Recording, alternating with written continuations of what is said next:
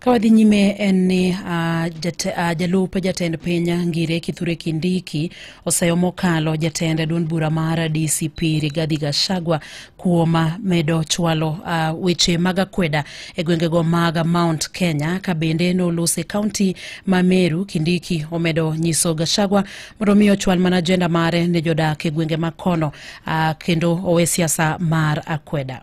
Kuanzia sasa hatutakubali siasa ya ujinga, siasa ya vurugu, siasa ya fitina, kuchoma mali. Sisi tunatafuta mali, tunasaidia wananchi kutafuta mali, na hiyo mali ni ya kutusaidia, sio ya kuharibiwa na moto na vurugu na fitina ati kwa sababu ya siasa. Na mwenye alikuwa na hiyo fitina amefukuzwa serikalini, ametoka. Sasa anapiga hiyo kelele akiwa nje.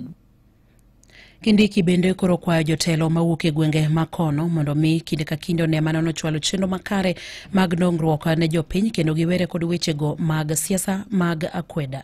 Na viongozi wakichaguliwa, sisi tunangojea uchaguzi wao mwingine. Ule amefanya kazi tunamrudisha, ule hajafanya kazi tunamfukuza. Hapo katikati ni mambo ya maendeleo. Lakini nimeona hivi karibuni kuna siasa imeanza hapa katika eneo letu la Mount Kenya. Ati sasa tumekuwa watu ya kutupa mawe, kuchochea vijana, kuchoma supermarket ambayo imeandika watoto wetu hapa, kutumia vijana kufunga barabara mpaka wanabiashara wanakosa mahali ya kupitisha bidhaa zao.